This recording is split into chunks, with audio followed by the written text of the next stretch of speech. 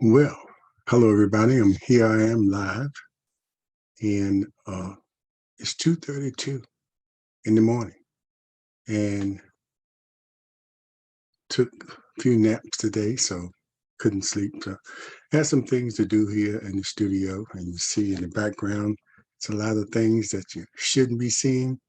We're going to rectify that, but I'm just showing you how it is. That's how my home studio looks without the green screen. I'm gonna go away from the green screen for just a little while and show the studio like it is.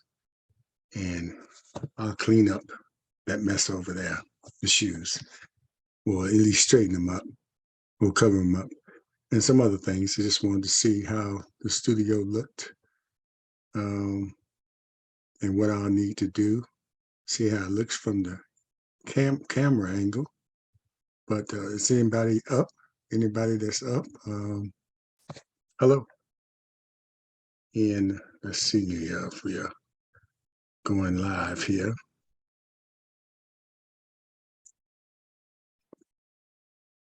We should be live. To go back.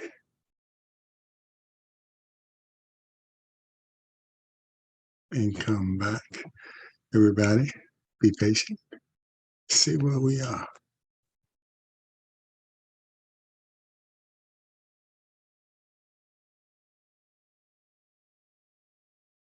Okay, not showing it yet.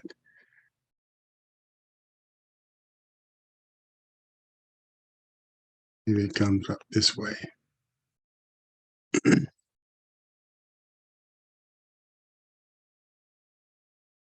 But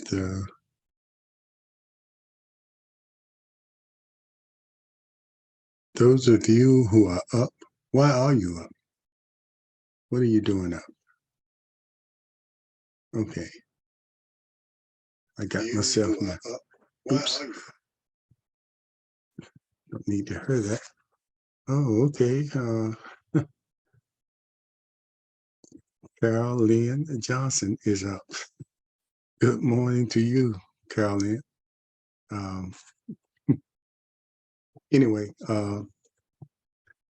since I'm up, I just want to talk about this is National Autism Month, and one of those things that a lot of people don't know about, and we have a lot of people out here that dealing with autism, and it affects the whole family because a lot of times the children with autism need special help. But you do have functioning autistic children and adults. And they call it being on a spectrum. So it's different levels of spectrum of autism that they classify autistic people. And some are nonverbal, some could be violent, the tendencies, but with a special help that can be controlled. And the issue is, where are those programs for autistic children that grow into adults? They're probably out there, but there's some people here in the city of Portsmouth that, particularly Cheryl Wilson, who has an autistic child or adult that's 31, and she's looking for that kind of assistance. So if you know of someone out there that has programs for autistic adults, nonverbal, not the ones that are functioning, but the ones that are nonverbal that need that special help. So what else we talk about? Carol Lynn, why are you up? Is this something that you normally do, get up early? Are you an early riser?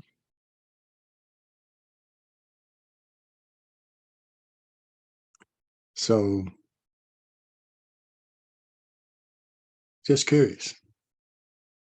But I wanted to try this out, and I don't think it's coming through.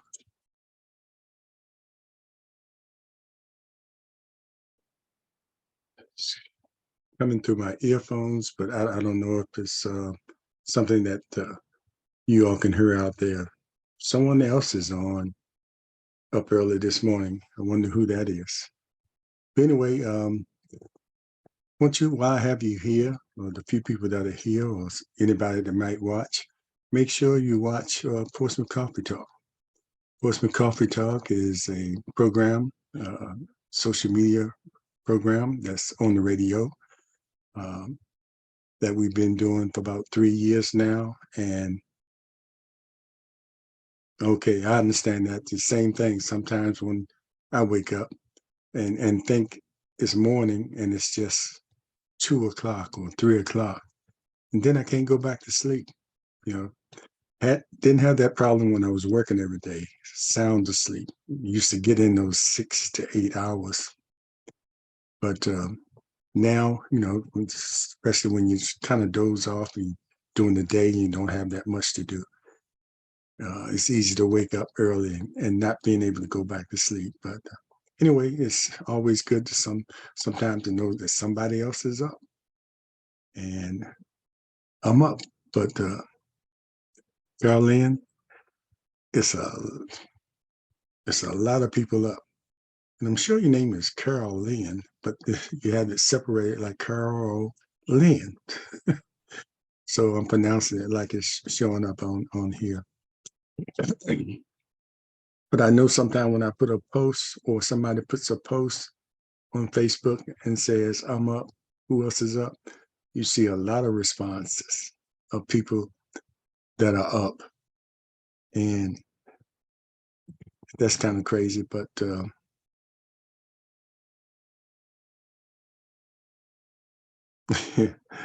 yeah, and that alarm that doesn't change. That doesn't change because you're up.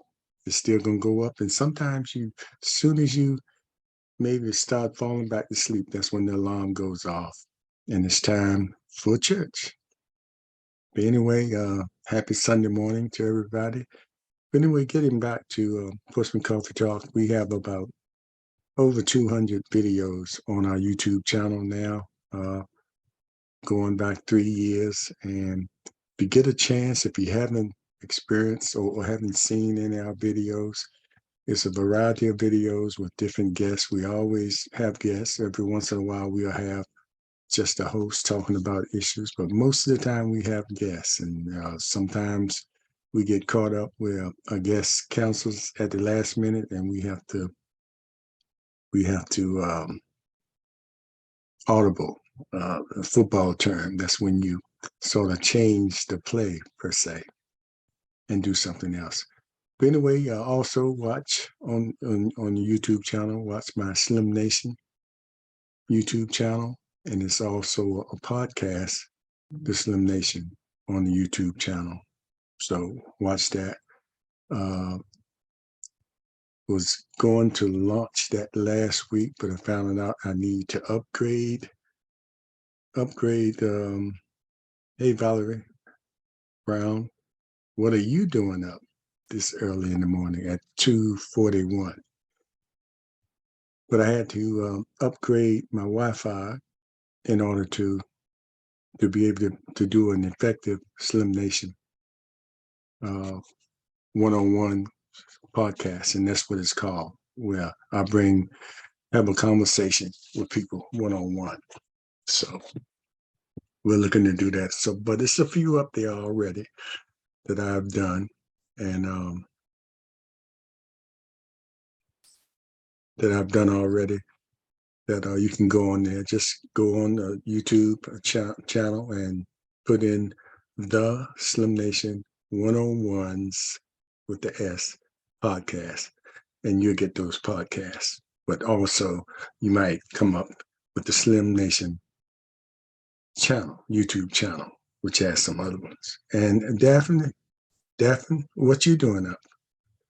All these people up early this morning, and I guess you getting a real early start for church. Some people it takes a while. Good morning to you, Daphne Warren. Sorrell goes back to Douglas Park Elementary with me. Been friends that long. And we were, during the college days, we were in Richmond at the same time. I was at Virginia Union and she was at Virginia Commonwealth University. And saw each other every once in a while. And I think she came over there quick because she plays Delta. So she had some sisters over there, but that was back in the 70s, long time ago, 50 years ago almost. But anyway, good morning to all of you that are up. It's 3 of you, and sometimes other people are watching, but I don't see them. But I just wanted to come on and come live just to see, like I mentioned earlier, a lot of times people will put a post up and say, I'm up and how many people are up, and people will respond. So I just wanted to come live and see exactly how many people would respond being on live. Excuse me. And I see a few people are up here. So good morning to you all, and I hope you have a great day going forward. If you plan on going out to church, I'm still doing Bedside Baptist Church. The video, most churches are video their services now, and ever since COVID, I got used to watching the services at home. I saw my pastor the other day and told him I probably will be coming back in person soon. But I did tell him that I've gotten spoiled and watching all the services at home, but it's just not the same because you kind of want that interaction with your fellow. Oh, okay. You didn't pledge then. You pledged grad. Okay. But anyway, I know you probably were studying so hard you probably didn't have time to pledge during that time. I'm sure. But anyway, once a Delta, always a Delta, no matter when you pledged. Anyway, but I just remember you being up there at the same time, and it was another girl from Portsmouth, Shireen Spencer. She was up there during that time, and a few other people from Cavalier Manor were at VCU at that time. It was an interesting time during the 70s to be in college. And if anybody was in college during those days, I think it was when we were becoming aware of our Blackness. Well, it really started in the late 60s with Rap Brown and James Brown coming out during the 70s with I'm Black and I'm Proud. And we were switching what we would call, from Negroes to being proud to call ourselves Black. And then it went to our African Americans. So now, it's your choice, whatever you want to identify yourself as. But just keep in mind, there's some people out there that see you one way. It's still the same. The South is rising again. Like they always said, the South will rise again. Yeah, Carolyn, you said evidently you've gone back to fellowship. And I think I'm gonna make that move. It won't be today, probably next Sunday, starting off May with going back physically and see how it's gonna work out. One of the things, the pandemic, like I said, came, and I definitely had to stay away because, I'm highly compromised, and to be in that kind of close setting wasn't in my best interest at the time. But things have cleared up, and I go in those kind of settings all the time. It just hadn't been church so far, to be completely honest with you. So, like I said, I've gotten lazy, Bedside Baptist, and I do miss that. that physical contact you have with your fellow Christian brothers and sisters. So we're going to get back in there, especially since I said that to the pastor. But not going to be up here much longer. I don't know if I'll be up until the next day, but I know, well, the next day, it is the next day, but be up until the sun rises. But either way, okay, you still wearing a mask. And I think that's probably the way I'll go back, at least in the beginning, to wear a mask. I've had my shots and 4 boosters. My heart doctors insisted on. I think most people have had at least that many, at least 3 boosters now.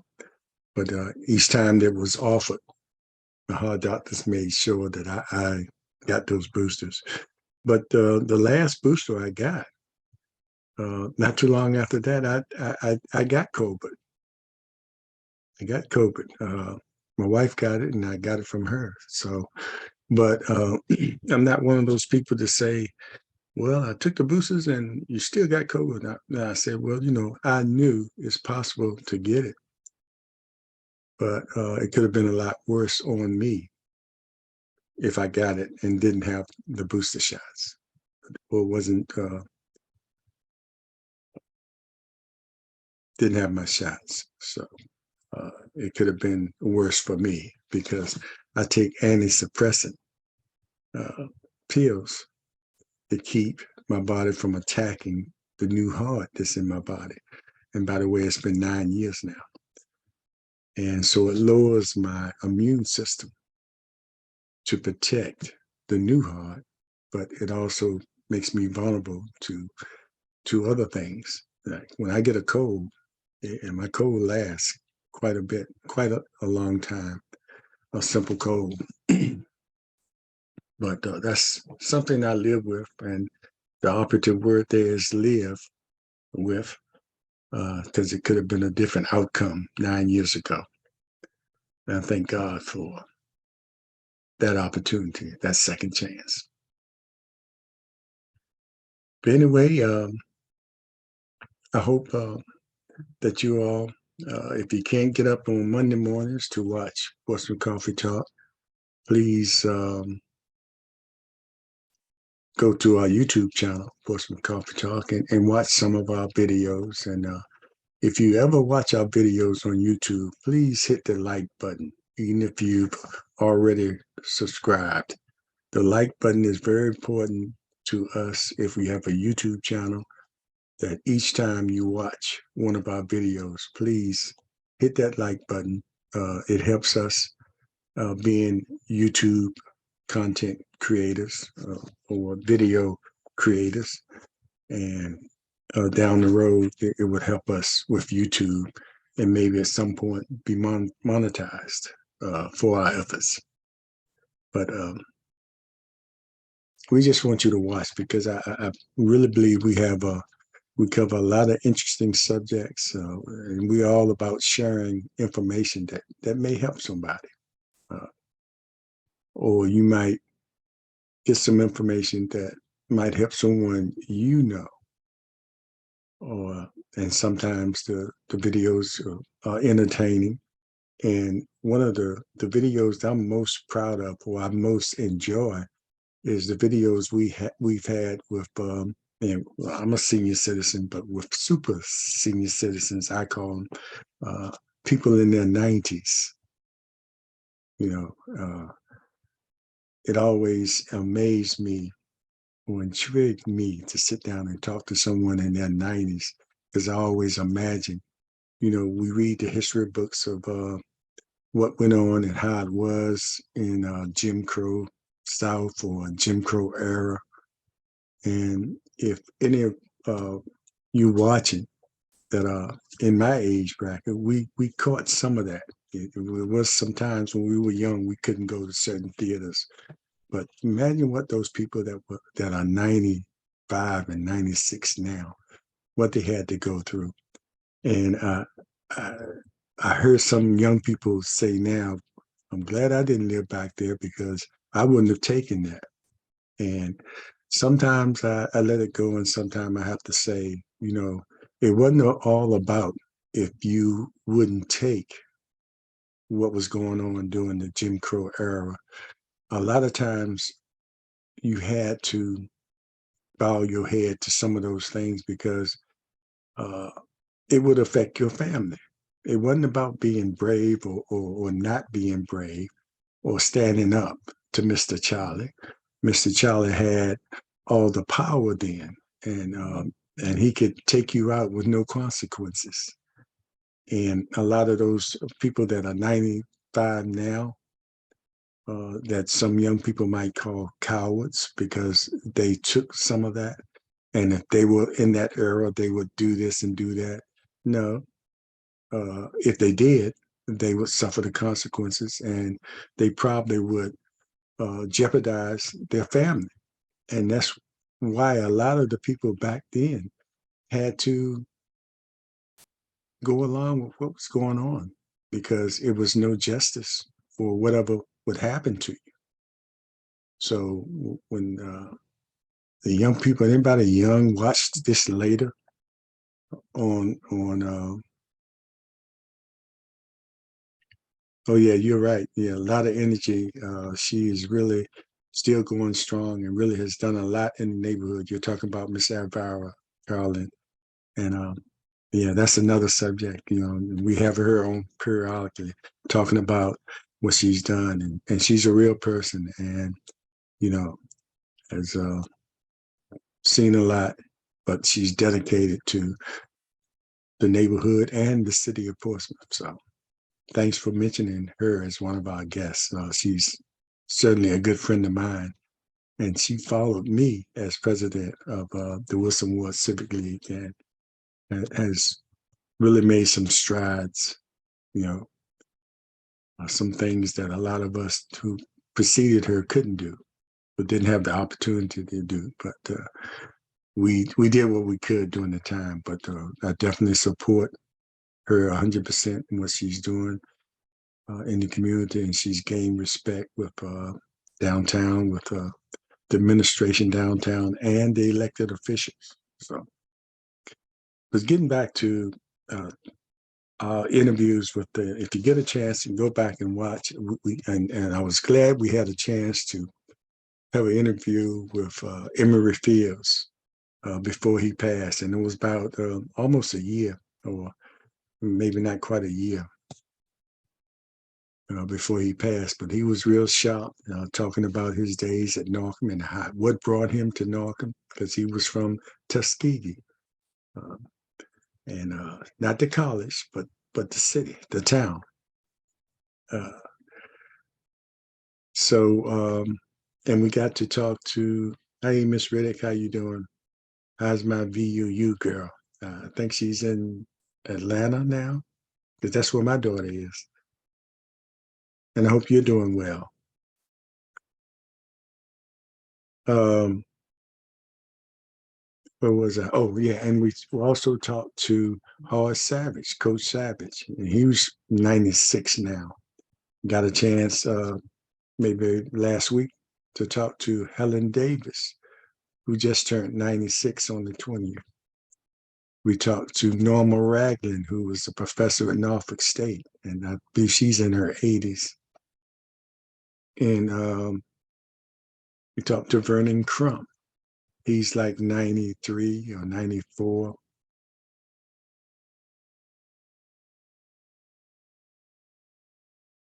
And of course,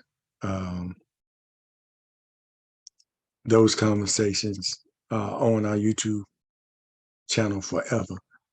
And I encourage young people to watch that, and or if you get a chance, don't ignore our older citizens, seasoned citizens.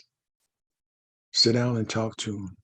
And that's where the knowledge, especially these days when they're trying to interfere with how we learn our history. And we might have to go back to the old African ways where we pass our history down through the word of mouth. Uh, it's going to be our responsibility, no matter what the politicians do as far as uh, policies, and try to keep us from learning our history, because it's important to know your history. Uh, I'm still learning history at the age of 68. And so it's definitely important to our youth to know their history, especially the history here in the city of Portsmouth. Some of the people you can still sit down and talk to, and some of the people that are going on, but they need to be recognized for what they did to shape some of the things, some of the advantages we have today. So make sure we pass that history down and learn it yourself. You know, you're never too old to learn. Uh, every day I'm amazed at what I pick up just by reading and talking to people. And at 68, people in our age range, we have a lot to share. So talk to me. But definitely talk to those people that are in their 80s and 90s. You know, their experiences they had and how they survived will have your mouth hanging open just listening to them talk. And most of them really have, you know, a really strong memory of what they went through during those times. So we really need to listen to them and make sure uh, we pass on whatever they pass on to us. Thank you, Portsmouth Old Town Farmers Market. And let me say, for the people that might be on here and might see this later, make sure you go down to the farmers market every Saturday. I mean, it has grown tremendously, and you have a lot of people out there selling their goods and wares. And it's just nice. If you haven't been down there yet, or you haven't been in a long time, go down there. It just gives you a nice warm feeling to go down there and know that with all the things going on in our city and surrounding cities and throughout the United States, that kind of atmosphere, uh, you know, interacting with people, other citizens that you might not normally see during the week in a relaxed situation, a relaxed environment. And then some of the goods and that they offer, you know, might be something that you've been looking for, or something, especially the fresh vegetables that a lot of the people will have out there. It's something that's becoming more prevalent these days with people doing their own gardens and being more aware of what they're consuming. You know, everything is sodium filled if it's processed. So sometimes we need to get. I think I heard somewhere where we got here in the United States we have a high rate of people who have some type of diabetes, type 2. A lot of people fall under the type 2, including myself, which is induced after, you know, I was on the borderline, and then when we went through the heart issues, it just took me right over. So I'm type 2, and I have to make sure I try to exercise and watch what I eat, and trying to keep away from those sweets. But I have to check myself and make sure, you know, my numbers are in where they should be. So make sure you take care of yourself, and make sure you find out if you, because a lot of time it's heredity that brings on diabetes, especially in the African American community, because from what we had to eat, going all the way back to slavery, and those things, even though you might be um, eating well, so you think now, but it might be something in your genes that brings on diabetes. So make sure you check. Make sure you listen to your body's warning signs. You know, when you feel those little pains and stuff, it's for a reason. So don't ignore it. And most of the ladies, which is a lot of ladies on here today, this morning, uh, really good about keeping those doctor's appointments and keeping up with that. Uh, but not all of you. So make sure you do it. And a lot of men will ignore.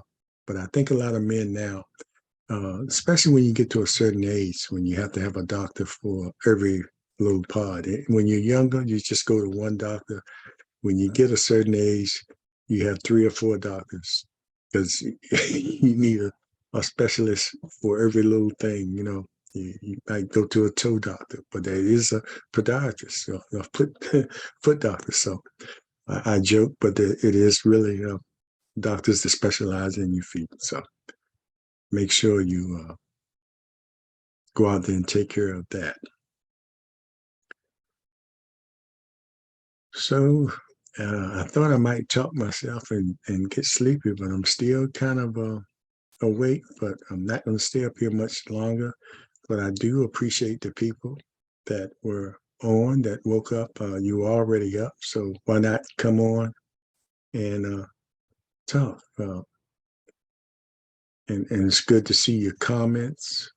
And thank you, Portsmouth for Old Town Farmers Market. I think that's James Cullen. I think that's who has that. Carolyn Johnson and Tamika Riddick. And of course, Daphne Warren Sorrell was up here. My friend from elementary school, way back in Douglas Park Elementary. You know, I remember, and you all might remember too, when you were real young and you would hear your parents say, "Oh, we've been friends for 40, 50 years." You couldn't imagine knowing anybody that long or anybody being on earth that long when you were about 13 or less or younger. It used to really trip me out when my parents would say they had friends coming over and they've been friends for 40 years, 50 years. Now I'm in that category where I have a lot of my friends have been knowing them that long, especially my high school friends and the neighborhood friends, all of them. Anybody from the neighborhood and high school, 50 year, 50-year relationship. And that's a good thing. That's a good thing. I'm glad I'm here to have those relationships because a lot of those people we grew up with and were friends and have fond and great memories with are no longer here. And a lot of those people I think about all the time because you can always think about a moment or many moments you had with those people, those neighbors, those friends growing up. And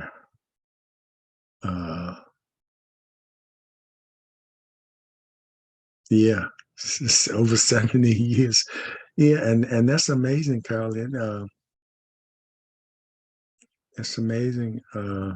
I guess I'm 68, I guess, and I have some people I've known since I was 4, and we're still friends. So, I'm close to that, and but I really appreciate that, and thank God for the opportunity to be here and still share information. And the biggest thing with me, with the Portsmouth Coffee Talk, we always strive to get our numbers up on YouTube and on Facebook. But the most important thing to all of us that are hosts on there is, if we can reach a few people with some of the messages that some of our guests share, we feel like we've done a service to, because none of us are professional broadcasters, and we say that all. We don't pretend to be one, and we don't get paid. We ask for donations to help with operations, but we don't look to get paid. We just do this out of the goodness of our heart and for our fellow man. And we appreciate other people that do the same thing, that share information. And we encourage them to do it too. And just so happy to have this kind of opportunity this medium that we have to talk to so many great people and all the people that agreed to come on, especially since all of our shows are on Zoom. It makes it easier for our guests to be involved. So we just enjoying what we're doing, and I'm really excited about. I think Monday, the Stronger Strength Wi-Fi kick in, which will help me really launch the Slim Nation 101s. I'm just holding back now because we have a few videos up there one-on-one, but still need that strongest signal. So I updated it, but it won't kick in till Monday. So as soon as we do that, hopefully I can talk to some of the people that are on here this morning. I think one of the shows I'll do on the Slim Nation 101s will be one of these early morning shows, just to see how many people are up. And when I do that, I do it on a different medium, StreamYard, and everybody that's on here now, I can bring each one of you up on camera at 3 o'clock in the morning. That probably will be very interesting. And so I'm going to do that and put it out there and see whoever wants to come on. If you think you're up, I will have to send you an invite and plan for it to be like 3 o'clock in the morning, a.m., and see how many people will actually be up and tune in and accept that invite. Now, if you happen to oversleep, that's okay. But it'd be interesting to see because I think some of the playing people that might be on here now, you probably do this every once in a while. Wake up. It's like Carolyn says, she wakes up and can't go back to sleep. And the last thing before I go off, it kind of reminds me of when I was in college. Sometimes, you writing a paper, you be up all night, or sometimes some of the guys on the floor, we would be up late and try to be up all night, and we'd get to about 3 or 4 o'clock, and we would say, okay, well, breakfast was started at 7. We might as well stay up and then go to breakfast. And we would all fall asleep right before it was time for 7 o'clock breakfast. And if you missed it, it wasn't another meal until about 12. And we will fall asleep right before and sleep past breakfast. And when you are in college like that, you don't want to miss those meals because those meals are a part of your tuition. And usually that's all you're going to get for that day. Back then, nobody had any money to run out to McDonald's and eat in between. You depended on those 3 meals that we got or care packages that your parents send you. And then you would have to hide your food from the rest of the guys on the floor. But that was some fun times. And anybody on here that experienced that campus life, especially at the HBCU or PWI, same thing. But the HBCU experience is like no other. I guess I can say that because I attended one. But if you talk to other people that attended one, they'll say the same thing. So, okay, I think I've rambled on long enough. And next time we do this, be looking to bring some of the people that are up on camera. And you might not want to be on camera. Maybe you turn your camera off, but you'll be able to talk to us. But we understand, but hopefully we'll come on camera and we'll just talk at 3-something in the morning, at 2-something in the morning. And I think that'll be very interesting. But thanks everybody for tuning in. And for those that will stay up straight through sunrise and go to church, God bless you. And for those that might doze off, God bless you too, because you might miss church. But anyway, take care. And of course, I'm Slim Overton, and I appreciate all the ones I'm looking at, Carolyn, and I mentioned all the names, all the ones that tuned in this early morning because you had nothing else to do and you couldn't go to sleep. So we were here. Take care, and we'll see you next time.